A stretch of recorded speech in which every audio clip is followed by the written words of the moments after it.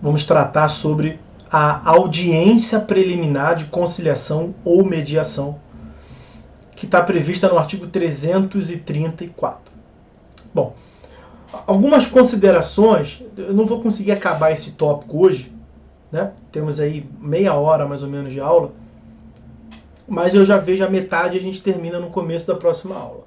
É o seguinte, a audiência preliminar de conciliação ou de mediação, ela se insere num contexto amplo do sistema processual brasileiro, inspirado no modelo norte-americano, que é o do acesso à justiça substancial. Os senhores podem perceber que o artigo 3º do CPC, nos parágrafos, ele faz menção à tutela, à resolução, o conflito de interesse mediante a autocomposição. Ele diz lá que não só é possível, como o juiz e os advogados devem estimular, sempre que possível, a autocomposição. Isso está lá no artigo 3º, eu vou pegar ele aqui para vocês, acho que vale a pena. Ó, artigo 3º, parágrafos 2º e 3º. Artigo 3º, parágrafos 2º e 3º. O Estado promoverá, sempre que possível, a solução consensual dos conflitos. Fala da conciliação, fala da mediação. Nós temos também um outro dispositivo importante. Vejam o artigo 139, inciso 5º. O 139 é o que trata dos deveres do juiz. E o 139, inciso 5º, ele prevê que é um dever do juiz promover a qualquer tempo a autocomposição, preferencialmente com auxílio de conciliadores e mediadores judiciais. E aí o 165, 165, vai tratar desses auxiliares da justiça, o conciliador ou mediador. Não é o que eu quero me dedicar nesse primeiro momento. Então eu quero abrir os olhos, nós estamos vivendo um novo momento, que é o da consensualidade. Eu fui formado numa era, imagino que os senhores também, adversarial, eminentemente adversarial. E o processo civil contemporâneo, ele trabalha com a lógica da consensualidade. Veja, a audiência de conciliação e mediação, um estímulo à conciliação e mediação, é consensualidade. O que nós vimos em TGP, o negócio jurídico processual do artigo 190, é consensualidade. Então não é o fato das pessoas, das partes terem conflito antagônicos, colidentes, que elas precisam ser adversários o tempo todo. É possível que nós tenhamos um conteúdo mínimo de consensualidade quanto ao procedimento, quanto ao prazo, quanto às tratativas do processo. É possível. E o sistema processual vem reforçando isso, né? Infelizmente, nós não tínhamos uma previsão, nunca se falou tanto de consensualidade como atualmente. E é uma medida que demora muito a pegar, porque demanda uma mudança de paradigma, uma mudança de cultura. Para que os senhores tenham uma ideia, a primeira normativa que nós tivemos nesse contexto de consensualidade foi a resolução do CNJ número 125 de 2010. Quando se implementou ali a Semana Nacional da Conciliação, essa resolução, que é muito importante a leitura, ela trata da política nacional de tratamento adequado dos conflitos. E essa ideia de uma política nacional, de um tratamento adequado do conflito, ela parte de uma premissa maior de que a solução dos conflitos de interesse não demandam necessariamente uma decisão adjudicada pelo juiz. Uma decisão heterocomposta. O que é adjudicada? Adjudicar é você enviar agora lá dentro. Uma decisão imposta. Que é o que acontece quando o juiz julga, né? Ele é chamado, poder de império do Estado, ele vai resolver o conflito de interesse. Repito sim, Gisele, com certeza, é a resolução 125 de 2010 do CNJ, importantíssima. Ela que começou o tratamento normativo, nem foi por lei, foi uma resolução do CNJ, mas o CNJ tem essa competência, prevista na Constituição. Foi ela que começou, deu o start de uma discussão quanto nem tudo é tiro, porrada e bomba. E aí, eu disse, tem uma influência da doutrina norte-americana, o que nós chamamos aqui de MASC, métodos alternativos de solução de conflitos, eles chamam lá de ADR, Alternative Dispute Resolution. Então o nosso MASC é o ADR deles lá. E uma outra visão que nós incorporamos nesse contexto deles é o da justiça multiportas. O que é a justiça multiportas? Eu lembro aqui do Sérgio Malandro, Porta dos Desesperados. Como se a parte fosse aquele participante lá, e tem várias portas. E ela tem várias opções. Claro que lá ela estava em busca de aparecer na televisão, estava em busca de um programa, mas a parte está em busca da solução. E o Estado tem que fornecer para a parte diversas portas para ela escolher qual que ela quer. Você quer tiro, porrada e bomba? Ah, é a porta do canto lá, vai pro tiro, porrada e bomba, depois não reclama. Aí outra parte vai te tacar tiro, vai se defender e no final o Estado vai julgar. Isso sempre teve. A novidade é que colocou-se portas ao lado e virou para a parte e disse assim, calma, vamos conversar? Tem a chance de conversarmos? Porque eu, o Estado, estou disponibilizando uma audiência, por exemplo. Logo no começo do procedimento, com os profissionais que eu treinei para tentar chegar a uma solução consensual. Não tinha isso antes. Para não falar que não tinha isso antes, esse modelo ele acabou sendo incorporado no sistema dos juizados especiais. Né?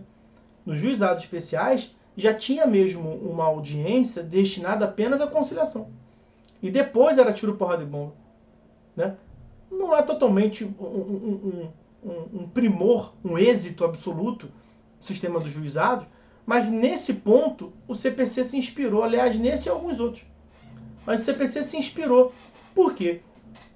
Porque tem dados estatísticos, e faz todo sentido no mundo, você imaginar que é mais fácil você obter uma solução consensual antes do réu se defender. E aqui nós temos uma mudança procedimental importantíssima. Porque no sistema do CPC de 73, o réu era citado para quê? Para se defender. O réu era citado para contestar. No Código atual, o réu é citado para comparecer a uma audiência. E não está correndo prazo para ele se defender.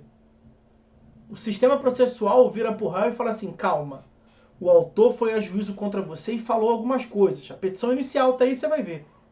Mas calma, não se preocupe em se defender. Não vai juntar prova, calma, não precisa disso, vamos conversar. Essa é a lógica.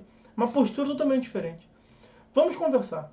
Eu vou disponibilizar conciliador ou mediador para vocês. Vocês sentam, conversam, tentam chance de êxito, quem sabe a gente consegue uma composição ali total ou parcial.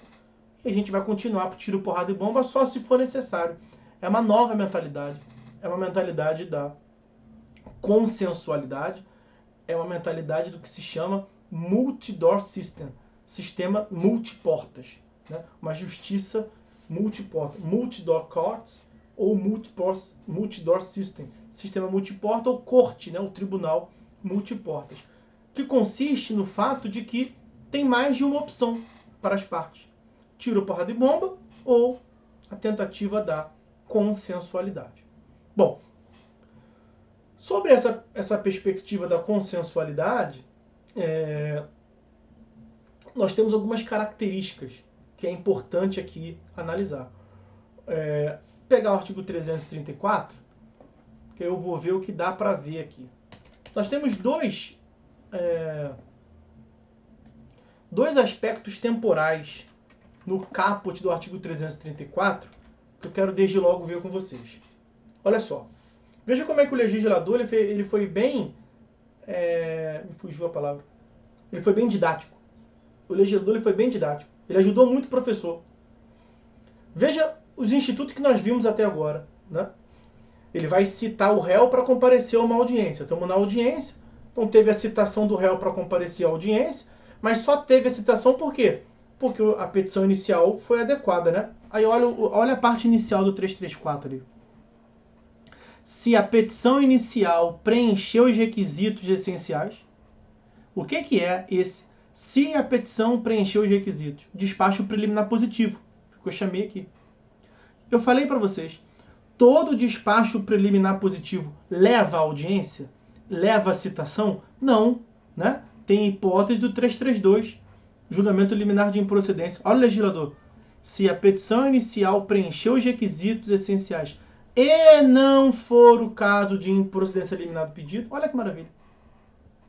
Aí ele continua.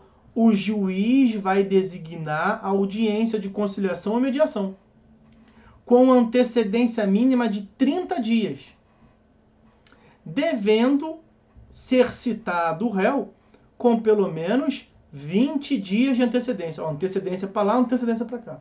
Nós temos dois prazos antecedentes. Um de 30, um de 20. Como é que funciona isso? Importante isso. Um primeiro prazo, o prazo de 30 dias, é o prazo da designação. E o segundo prazo, de 20 dias, é o prazo de recebimento da citação. São coisas diferentes. Num quadro que eu mostrei para vocês antes, eu pontuei como é que é diferente. Uma coisa é o juiz despachar para citar o réu, cite-se. Uma outra coisa é o cartório confeccionar um mandado de citação. Uma outra coisa é o oficial de justiça, pensa numa citação por oficial. O oficial levantar a bunda e citar o réu. E uma quarta coisa é o réu ser citado. São momentos diferentes, né? Então o primeiro prazo de 30 dias é quando o juiz está designando. Então eu sou juiz. Recebi aqui a petição inicial. Estou olhando aqui no PJE. Os requisitos estão preenchidos. Compreendi bem a demanda aqui. Os elementos estão aí. É isso mesmo e tal. Não é o caso de indeferimento da petição inicial. Não é o caso de emenda. Vou seguir. Mas deixa eu ver antes se é o caso do 332. Tem alguma tese vinculatória aqui? Não. Então aqui eu vou ter que prosseguir com o procedimento. Então o que eu tenho que fazer? Se o despacho foi... né? Se os requisitos estão preenchidos e não é caso de acabar com o processo, eu tenho que prosseguir. Como é que eu vou prosseguir o processo? Voltem àquele quadro inicial que eu fiz lá. O despacho preliminar leva a citação. Opa, eu tenho que citar o réu. Vou citar o réu para marcar uma audiência. Então eu sei que eu tenho que citar o réu e tenho que designar uma audiência. Eu vou designar audiência para quando? Para semana que vem? Não posso.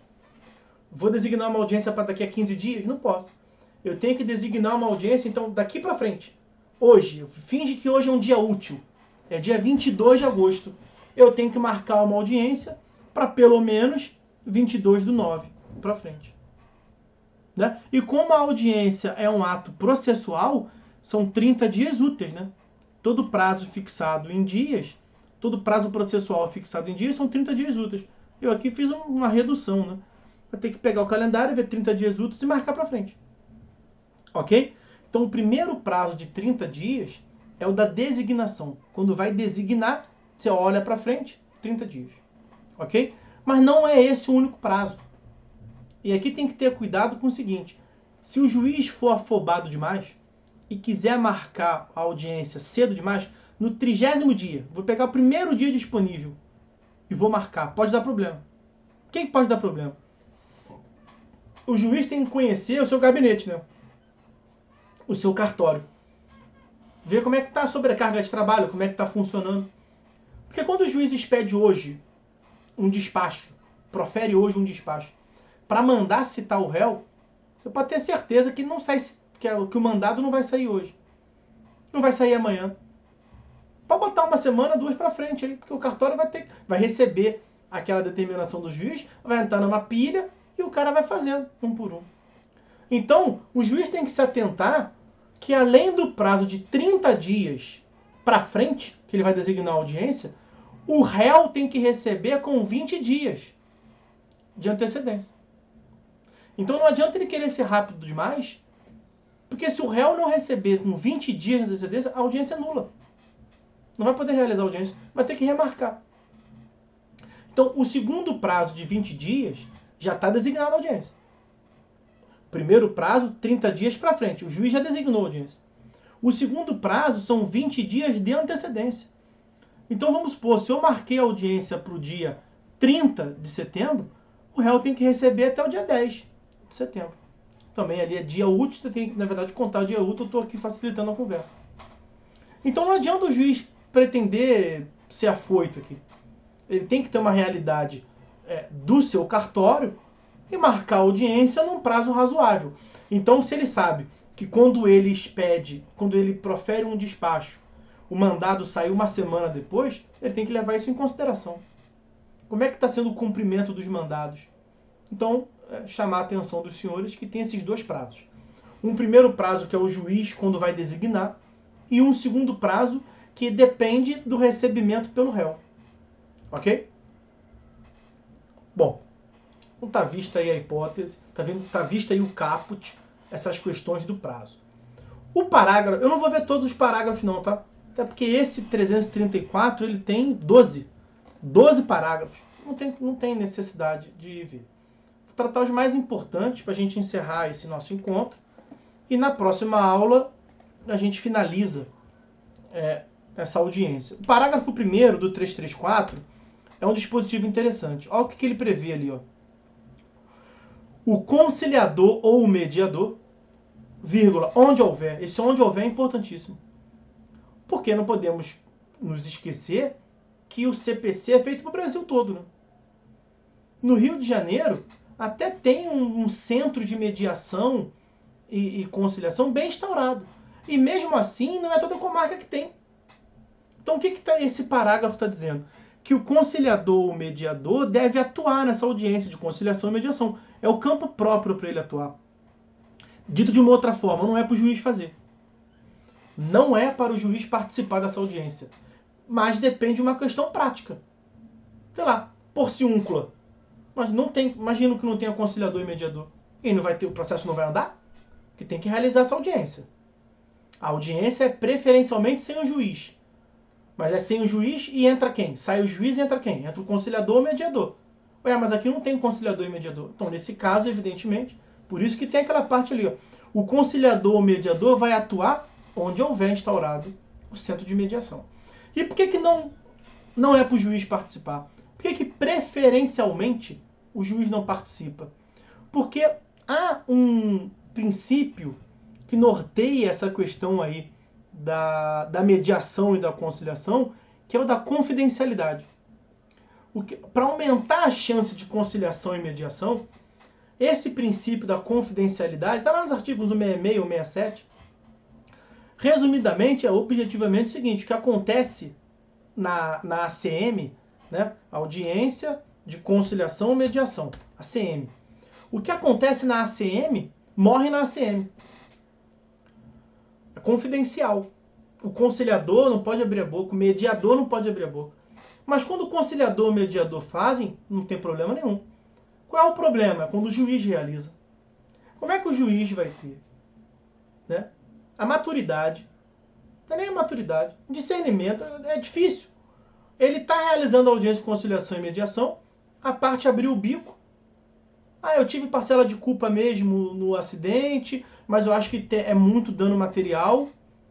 Ele não pode levar essa informação para o julgamento. Mas como é que essa informação não vai contaminar ele?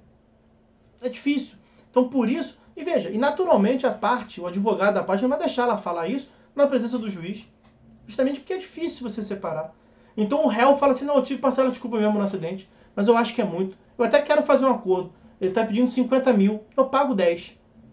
Eu reconheço que tem parcela de culpa. E o autor fala, não, 10 eu não aceito não. E não tem acordo. Não foi feito acordo.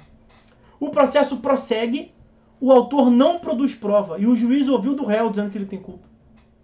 E o juiz não pode levar aquilo em consideração. Olha a dificuldade. Por isso que, preferencialmente, não é para o juiz participar.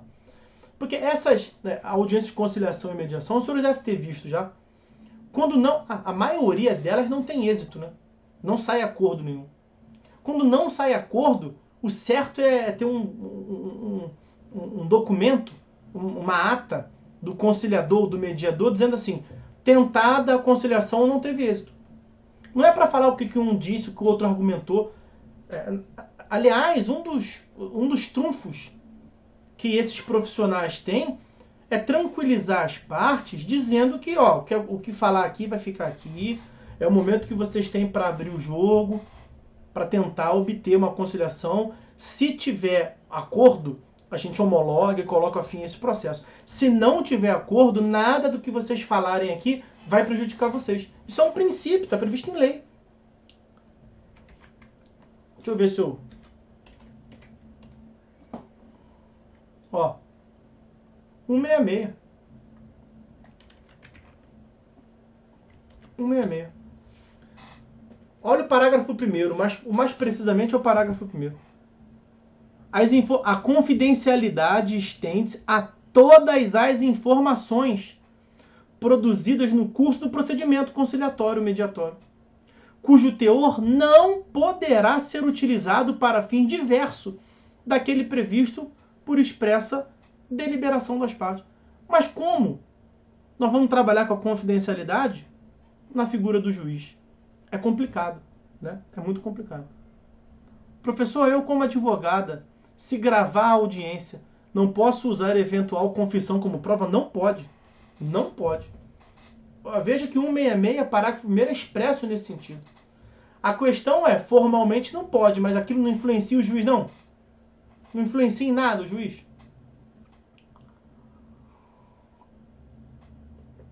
Por isso que ele não deve participar sempre que for possível, né? Sempre que for possível, o juiz não participa.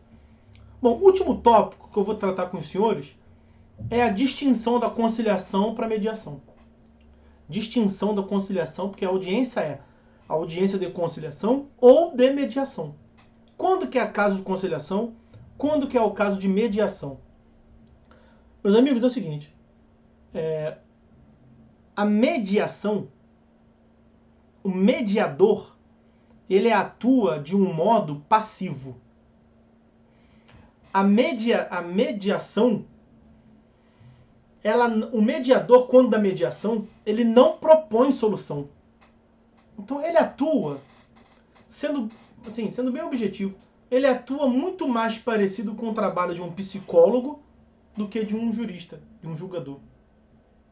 Ele não tem poder de decisão e ele não pode nem mesmo sugerir a solução. Não pode. A mediação, o êxito da mediação se dá quando as próprias partes envolvidas chegam na solução. Então qual é o papel do mediador? O papel do mediador é aparar as arestas. Então pensa ali. Questão clássica de mediação. Questão familiar. Ex-marido, ex-mulher, guarda da criança. A discussão é a guarda da criança. Quem é que tem o melhor potencial para cuidar da criança? E aí, nesse contexto, as partes estão reunidas numa audiência, nesse caso de mediação, e fica um de picuinha com o outro, falando de traição, falando que não presta, que não trabalha. O que o mediador faz? Não, mas isso aqui não tem a ver com a questão aqui, não. Vamos focar, não estou nem falando que você está errado, não, aquele somebody love, né? Mas vamos focar aqui quem tem o melhor potencial para cuidar das crianças. Vamos tentar alcançar uma guarda compartilhada. Vamos ver aqui quem é o melhor. Vamos deixar essas outras questões de fora. Questões matrimoniais, conjugais, é para outro ambiente. Não é para esse aqui. Então esse é o papel do mediador. Ele não vira e fala assim, ó, você não está vendo, cara, que o melhor é ficar com a mulher? Ou você não está vendo que você está numa fase difícil, é melhor ficar com o pai? Ele não pode fazer isso, o mediador. Ele tem que fazer, claro, é um trabalho muito difícil, né? Ele tem que fazer as próprias partes perceberem e falar assim, a solução é essa aqui. Esse trabalho do mediador, ele demora mais.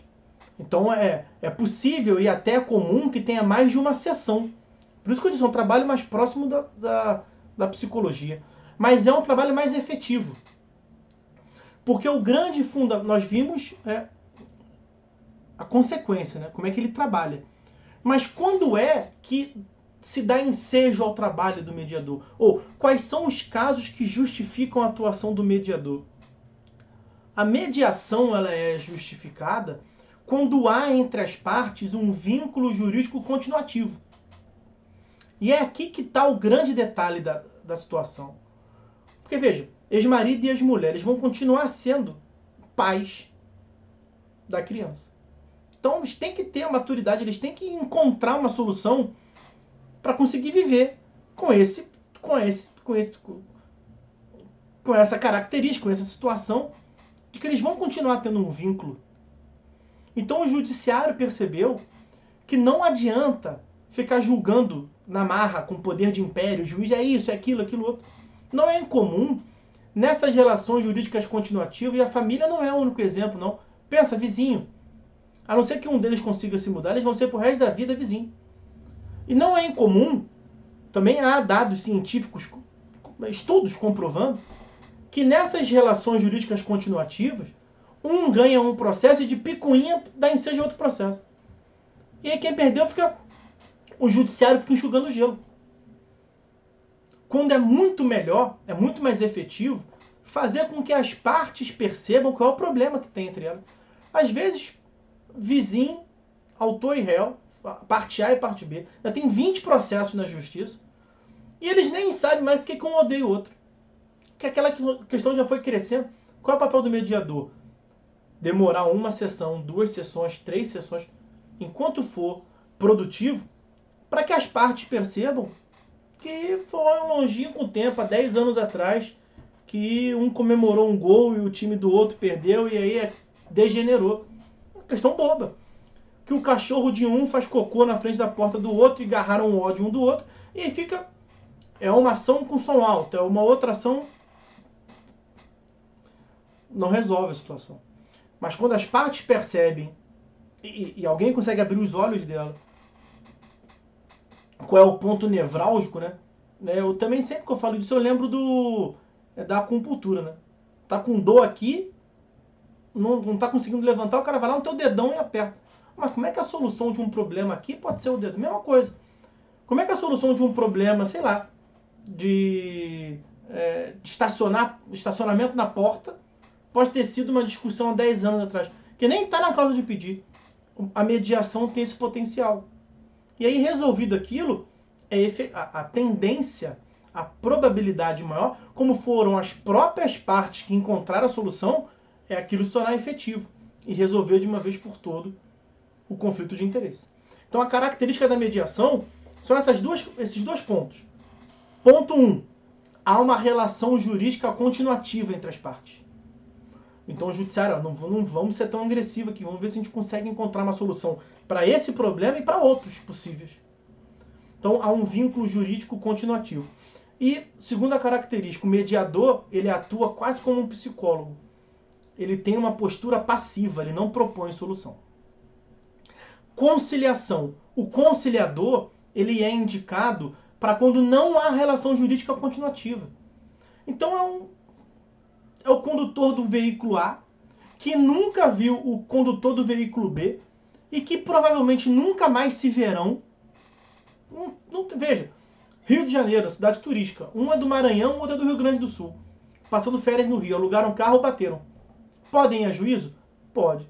Como é que é a solução consensual aqui? Será que o judiciário precisa ser tão delicado? Será que precisa ter tantos dedos assim com pessoas que nunca mais se verão? Muito provavelmente, naquele caso, veja, é o extremo oposto. Aquele processo é único entre aqueles sujeitos. Então o judiciário se sente mais à vontade para ser um pouco mais contundente, um pouco mais agressivo num bom sentido. Então o papel do conciliador é propor solução. O conciliador fala, autor, cara, veja bem, você tá pedindo 200 mil de dano moral, um acidentezinho de nada, você arranhou aqui, ó. Pô, você não acha que 200 mil é muito, não? Pra gente tentar extrair aqui algum acordo, você não consegue reduzir isso, não? Eu vou ali conversar com o réu, você vai pensando aí. Réu, aqui, cara, do jeito que tá, olha as provas. Você não vai sair daqui sem pagar nada. Pra que postergar esse processo? É mais juros, é mais honorários. Por que você não propõe alguma coisa? Eu convenci ele lá a baixar o valor. Eu te convenço também a levantar. E aí um cede um pouquinho, outro aumenta um pouquinho. Mas quando vê, é possível chegar a um acordo. Mas percebam que na conciliação, o conciliador é propositivo. Ele propõe a solução. Tem que ter muito cuidado aqui, que propor solução é uma coisa. Impor solução é outra. E tem conciliador que cisma que é Deus, que é juiz. Ah, aqui vai ser assim. Não, calma. Aqui a ideia é de consensualidade. Você não pode impor a solução. Não, mas se isso aqui está muito ruim para outra parte, eu não vou aceitar. Não, mas quem você acha que você é para não aceitar, não? Não tem isso não, filho. É a solução das partes. E você contribui como um terceiro. Tá? Então, características da conciliação. Não há o vínculo jurídico continuativo e o conciliador ele é propositivo, ele propõe solução. Isso tudo que eu falei para vocês, olha que maravilha. Mais uma passagem em que o legislador foi bem didático. Olha 165, parágrafo 2º. 165, parágrafo 2º. O conciliador, que atuará preferencialmente nos casos em que não houver vínculo anterior entre as partes. Então não há aquele vínculo continuativo. Não é uma relação de família, de vizinhança, de servidor público, que trabalha um do lado do outro. Não, é o caso de um cara que bateu no carro do outro, um mora em Jacarepaguá, o outro mora em Friburgo, nunca se viram antes, nunca se verão depois. O conciliador poderá sugerir soluções para o litígio, sendo vedada a utilização de qualquer constrangimento ou intimidação para que as partes conciliem. Foi o que eu acabei de falar. Eu, com outras palavras, falei do dispositivo. Aí olha 165, parágrafo 3º. E com ele a gente termina o nosso encontro. 165, parágrafo 3º. O mediador, que atuará preferencialmente nos casos em que houver um vínculo anterior entre as partes. Por isso que ele é mais cauteloso. O mediador auxiliará aos interessados a compreender as questões e os interesses em conflito, de modo que eles possam, eles quem? Os interessados, os próprios envolvidos. De modo que eles possam, pelo reestabelecimento da comunicação, identificar por si próprios, muito didático, eles mesmos têm que encontrar a solução e não o mediador lhes dá a solução. Eles têm que identificar por si próprios as soluções consensuais que gerem benefícios mútuos. Então o que o mediador faz? Restabelece a comunicação. Mas vamos esquecer esse negócio de traição, gente. Vamos esquecer esse negócio de deveres conjugais. Aqui a questão não é casamento. Aqui a questão é a guarda do filho. Aí ele vai aparando. Aí um dá xilique aqui, não, isso não, aqui não. O outro dá xilique, não, aqui não. Aí os anos vão se acalmando. Ah, então vamos falar só do filho. Não, você é uma ótima mãe, você é um ótimo pai. Então a conversa sai. Tá? Bom, em tese, né? Tô falando sai. É possível sair. Às vezes não sai, de jeito nenhum. E aí ele vai, ó, excelência, tentei aqui, não tem jeito não. Tiro porrada e bomba aí. São as tal das portas, né? Multiportas que existem. Bom, com isso a gente encerra esse nosso encontro, né? Esse nosso produtivo encontro. Não acabamos o estudo da audiência de conciliação e mediação. No próximo sábado, na próxima aula da pós, a gente dá continuidade, a gente conclui a audiência de conciliação e mediação e vê mais os outros tópicos do procedimento comum. Tá certo?